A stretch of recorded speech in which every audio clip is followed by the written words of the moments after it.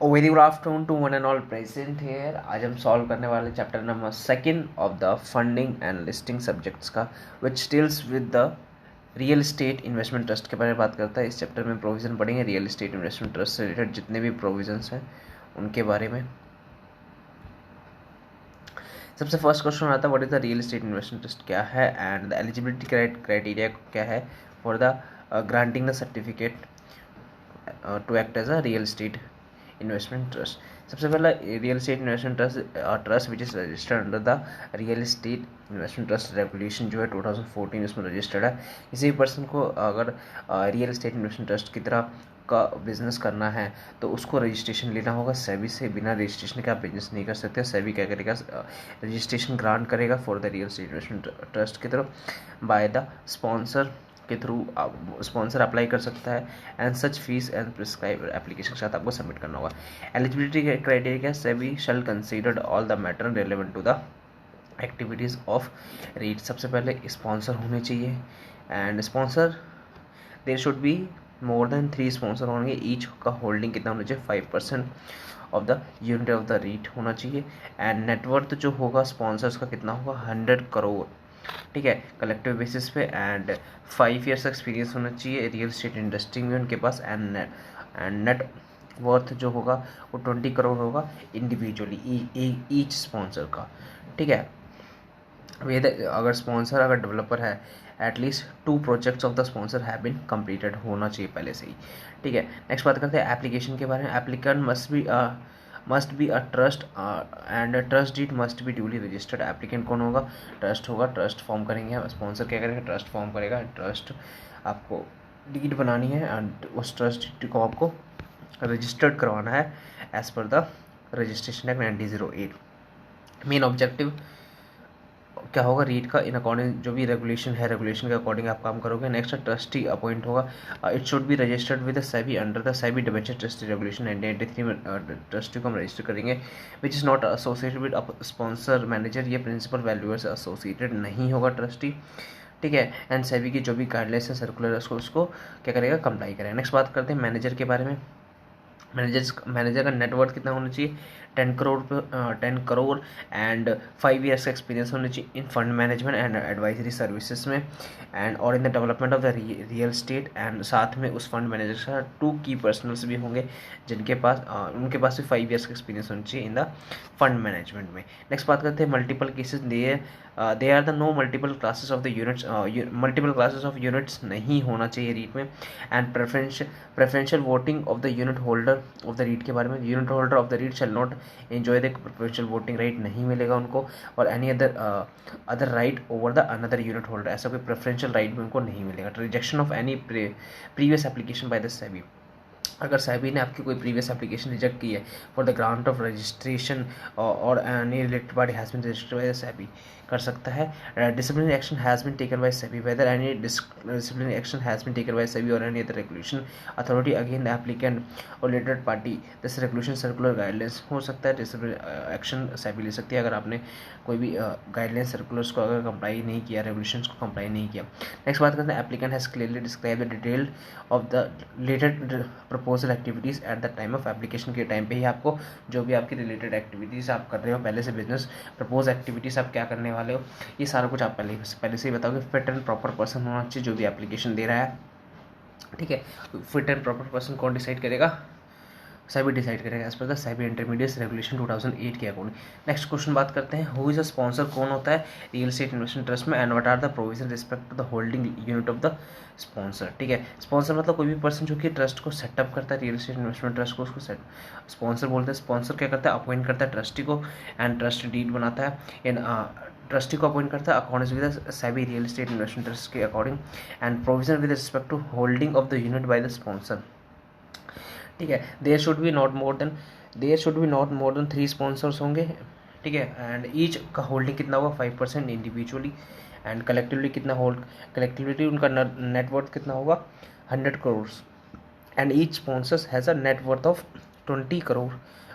Individually उनका क्या होगा, नेटवर्थ होगा। स्पॉन्सर और its association should not less than 5 years experience होना चाहिए स्पॉन्सर्स को in the development of the real state और अ फंड मैनेजमेंट में। एंड अगर स्पॉन्सर डेवलपर है, अगर sponsor where the sponsor is a developer, तो कम से कम 2 प्रोजेक्ट्स को क्या होगा, कंप्लीटेड होना चाहिए। And with respect to the holding of unit के बारे में बात करें तो sponsor shall hold minimum 25% total unit of the REIT hold करेगा on the post issue basis पे, ठीक है, for the shall be period of 3 years from the date of listing. And holding of sponsor exceeds the minimum holding, ठीक है, अगर वो minimum holding मतलब 25% से ज़्यादा अगर होल्ड करता है तो उसके लिए लॉक इन पीरियड कितना है, 1 ईयर का lock in period. Together hold not less then 15% of outstanding unit of all time, ठीक है। And individually hold not less than 5%, individually मतलब कितना होल्ड करेंगे स्पॉन्सर, 5%। नेक्स्ट क्वेश्चन आता है regulation number 11 of the SEBI real estate investment trust regulation 14 provide for the right and responsibility of sponsor, sponsors की right and responsibility के बारे में बात की गई है। रेगुलेशन नंबर 11 बात करता है right and responsibility of sponsor के बारे में। स्पॉन्सर शेल सेटअप, सबसे पहले ट्रस्ट को सेटअप करेगा और ट्रस्टी को अपॉइंट करेगा एंड ट्रांसफर करेगा और अंडरटेक टू ट्रांसफर करेगा subject to the binding of agreement. Adequate disclosures देंगे, जो भी आप इनिशियल ऑफर देने वाले इनिशियल ऑफर डॉक्यूमेंट दे रहे हो। Entire share holding and interest and the right in the holding company on the special purpose vehicle and entire to the REIT and prior to allotment unit to applicant, and never shall not apply to the extent of the any mandatory, जो भी आप allotment करोगे वो special purpose vehicle के through करोगे। And never this is shall not apply to the extent of any mandatory holding of the shares, interest and right in the holding company or SPV by the sponsors or the sponsors required under the any act, regulation, circular, guidelines, government regulatory authority aspect time to time, where with respect to the holding of the unit in the REIT, sponsor shall hold maximum कितना hold करेगा, 25% hold करेगा। But the minimum sponsor holding the specified this clause shall be held for the period of 3 years, ठीक है, मतलब lock in कितना है, 25% hold करना है। लॉक इन आपको 3 ईयर्स तक होल्ड करना है। अगर ओवर एंड अबव 25% होल्ड कर रहे हो तो उसके लिए लॉक इन कितना होता है, 1 ईयर का होता है। स्पॉन्सर टुगेदर मतलब सारे स्पॉन्सर मिलकर 15% होल्ड करेंगे maximum unit of the REIT at the all time. Individually कितना 5% होल्ड करेंगे। इफ स्पॉन्सर सेल करने चाहते हैं, ठीक है, अपनी जो भी यूनिट्स है, ठीक है, तो उसके लिए क्या criteria, such unit shall be sold only after the period of 3 years complete. Lock in का जो टाइम है उसको कंप्लीट होने के बाद ही सोल्ड करेंगे, ठीक है। एंड प्रायर टू सेल, ठीक है, सबसे पहले आपको क्या करना है, sell arrange the another person, ठीक है, अनदर पर्सन मतलब एज अ स्पॉन्सर अरेंज करना है किसी को to act as a redesignated sponsor, where the redesignated sponsor shall satisfy the eligibility criteria को सेटिस्फाई करेगा जो फ्यूचर स्पॉन्सर होने वाला है। एंड यूनिट में भी ऑल्सो भी सोल्ड ऑन टू है ना एग्जिस्टिंग स्पॉन्सर्स को भी सोल्व कर सकते हो आप। नेक्स्ट बात करते हैं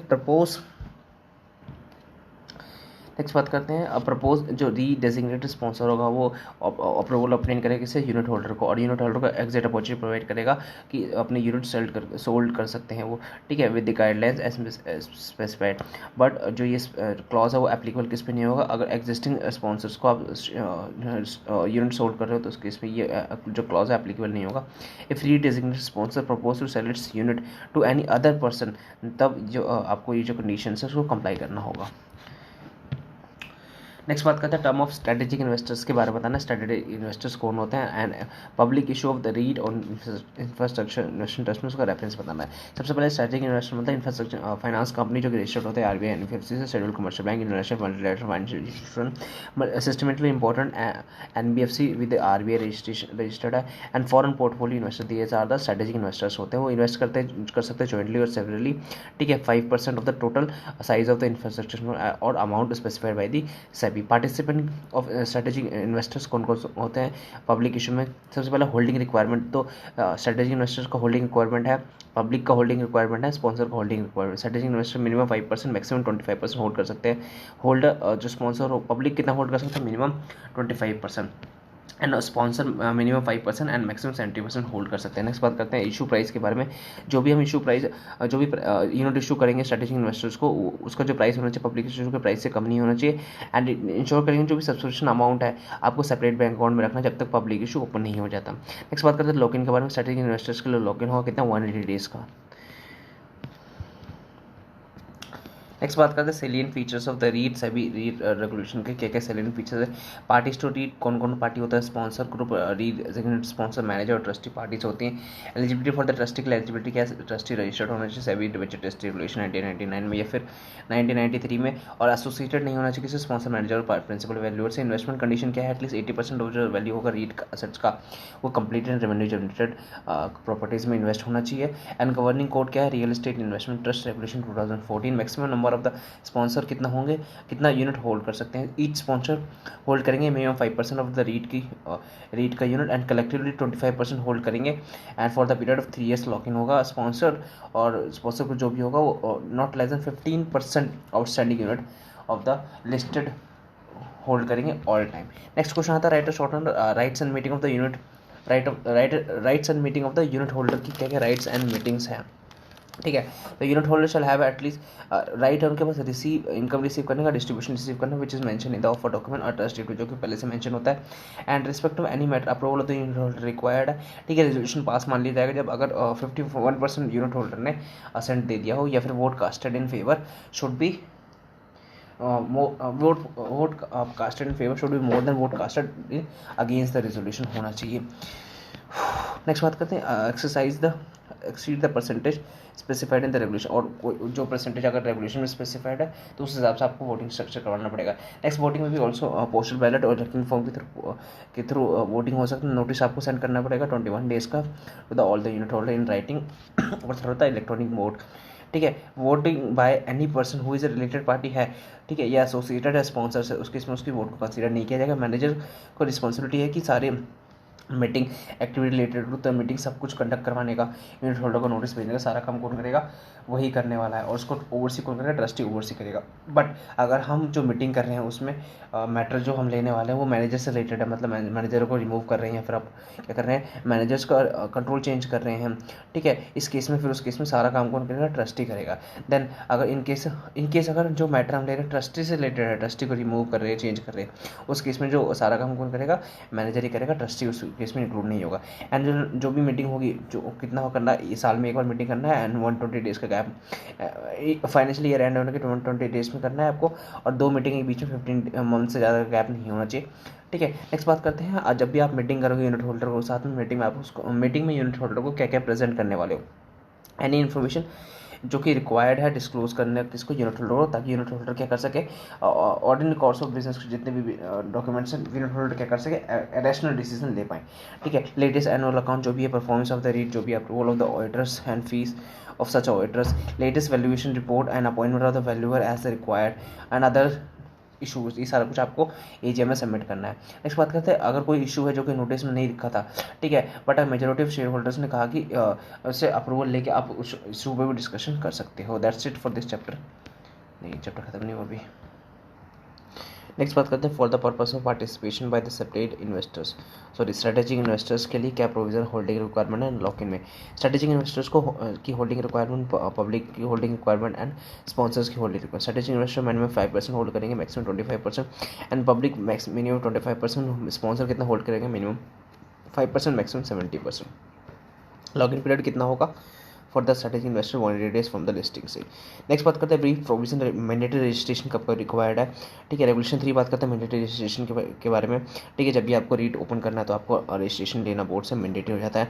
एप्लीकेशन आपको बाय द स्पॉन्सर सबमिट करें, sponsor application in the form number A specified as specified in the schedule 1 of this regulation, ठीक है। आपको एप्लीकेशन का कंबाइंड नॉन रिफंडेबल फीस भी सबमिट करना है एंड पेबल जो कि manner specified in the schedule 2 में बताया गया है।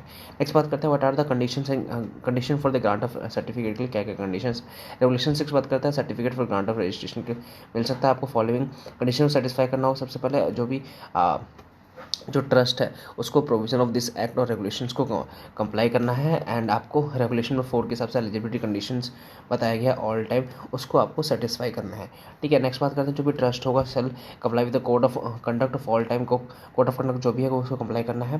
देन बात करते हैं इन्फॉर्म द बोर्ड ऑफ जो भी सेबी है उसको आपको इन्फॉर्म करना है, जो भी आपने अगर प्रीवियस आपने कोई भी इन्फॉर्मेशन सबमिट की थी और बाद में पता चला कि जो इन्फॉर्मेशन थी वो फॉल्स है, मिसलीडिंग थी, तो आपको इमीडिएटली सेबी को सबमिट करना है। इसके बाद right and responsibility of trustee, trustee की क्या rights and responsibility, regulation number 9 of the same REIT regulation में बताया गया है कि ट्रस्टी की क्या क्या right and responsibility. Trustee shall hold REIT asset in the for the benefit of trust, unit holder के बेनिफिट के लिए होल्ड करेगा। And shall enter into the investment management agreement enter करेगा with the manager on the behalf of the REIT. Oversee करेगा activity of managers की activity को oversee करेगा कि जो भी यूनिट होल्डर के बेनिफिट इंटरेस्ट में काम के बेनिफिट के लिए काम हो रहा है। एंड ट्रस्टी इंश्योर करेगा कि जो मैनेजर है वो कंप्लाई कर रहा है रिपोर्टिंग एंड डिस्क्लोजर रिक्वायरमेंट को। एंड और क्या क्या ड्यूटीज़ बनती है ट्रस्टी की, ट्रस्टी शैल रिव्यू करेगा transaction carried between the managers and associate के साथ जो भी ट्रांजेक्शन हुई है। And trustee shell make the distribution करेगा प्रोसीड्स का, एंड इंश्योर करेगा कि managers timely declaration of distribution कर रहा है। एंड ट्रस्टी में रिक्वायर द मैनेजर्स को बोल सकता है कि to set up a such system and submit a such report to the trustee as may be necessary for the effective monitoring के लिए। एंड ट्रस्टी शैल इंश्योर करेगा कि जो सब्सक्रिप्शन अमाउंट है ठीक है उसको सेपरेट बैंक अकाउंट में रखा जा रहा है। एंड यूटिलाइजेशन किसके लिए हो रहा है, यूनिट्स होल्डर्स के लिए यूटिलाइजेशन हो रहा है। ट्रस्टी इंश्योर करेगा जो भी remuneration of the valuer is not link जो भी वैल्यूअर को हम रेम्यूनरेशन दे रहे हैं वो एसेट्स वैल्यूएशन के बेसिस पे नहीं हो रहा है। इंडस्ट्री इंश्योर करेगा जो भी मैनेजर्स क्या कर रहा है मीटिंग कन्वे करेगा किसके यूनिट होल्डर की in accordance with the regulation. And oversee करेगा voting by the unit holder, जो भी अनडिक्लेयर करेगा आउटकम वोटिंग का मीटिंग का क्या आउटकम हुआ।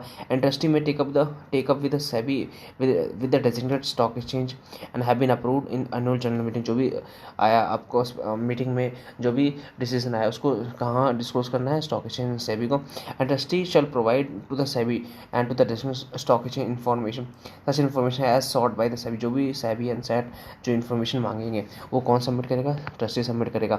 एंड प्रायर अप्रूवल लेगा यूनिट होल्डर का अगर चेंज कर रहे कोई भी कंट्रोल इन द मैनेजमेंट में। एंड ट्रस्टी इन्वेस्ट नहीं करेगा unit in the other REIT जिसमें वो डेजिग्नेटेड ट्रस्टी अपॉइंट होने वाला है।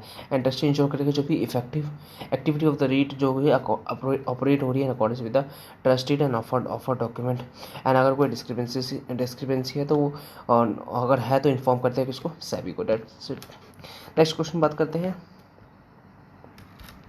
नेक्स्ट क्वेश्चन बात करता है requirement for the offer document के लिए क्या रिक्वायरमेंट है, उसका एडवर्टीजमेंट के लिए क्या requirement. Regulation 15 of the SEBI REIT regulation of 15 of the REIT regulation बताता है ऑफर डॉक्यूमेंट के बारे में। ऑफर डॉक्यूमेंट में कोई भी सारी चीज़ें material correct and adequate disclosure होनी चाहिए सबसे पहली बात। And offer document shall include the all the information जो भी schedule 3 of this regulation and according to circular guidelines of the issued by the SEBI. उसके हिसाब से आपको ऑफर डॉक्यूमेंट बनाना है। मिसलीडिंग इन्फॉर्मेशन एंड कोई भी अनट्रू स्टेटमेंट नहीं होना चाहिए। एंड कोई भी आपको गारंटी या गारंटेड रिटर्न प्रोवाइड नहीं करना उसमें। Include such other disclosure as may be specified by the board जो भी डिस्क्लोजर स्पेसिफाइड करेगा वो सारा डिस्क्लोजर आपको ऑफर डॉक्यूमेंट में देना है। नेक्स्ट बात करता है एडवर्टीजमेंट ऑफर डॉक्यूमेंट के बारे में। मटेरियल चीज़ें आपको एडवर्टाइज करना है जो कोई भी मिसलीडिंग नहीं होना चाहिए, एनीथिंग एक्स्ट्राऑर्डिनरी कंटेंट नहीं होना चाहिए। एडवर्टीजमेंट में अगर पॉजिटिव हाईलाइट है तो आपको नेगेटिव रिस्क फैक्टर भी इक्वली इंपॉर्टेंस देनी है उसमें। Advertisement shall be in accordance with the offer document जो भी होगा एडवर्टीजमेंट अकॉर्डेंस डॉक्यूमेंट के सॉरी जो भी एडवर्टीजमेंट जो भी होगा ऑफर डॉक्यूमेंट के अकॉर्डिंग होगा एंड जो भी सर्कुलर गाइडलाइंस बोर्ड ने स्पेसिफाई किया है उसके अकॉर्डिंग होगा। नेक्स्ट क्वेश्चन है requirement for the listing and trading of unit के बारे में। Regulation 16 of the REIT regulation बताता है लिस्टिंग के बारे में। जैसे आपका shall all the unit of the REIT जो मैंडेटरी लिस्टेड होना चाहिए। जैसे ही आपका जो क्लोजर है ऑफर वो क्लोज होता है उसको 12 वर्किंग डेज में आपको लिस्ट करवाना है। Listing of unit according with the agreement enter with in the REIT and stock exchange के अकॉर्डिंग हुआ। Unit of list REIT is listed होना चाहिए स्टॉक एक्सचेंज पे, shall be traded and cleared and settled in accordance with the bylaws of the stock exchange होना चाहिए and such other condition specified by the board. Trading lot जो होगा वो minimum 1 lakh का होगा। एंड रीट जो क्या करेगा रिडीम कब करेगा यूनिट को at the time of buyback और at the time of delisting of unit के टाइम पे। And REIT shall remain listed जब तक उसे स्टॉक एक्सचेंज डिलिस्ट ना करे।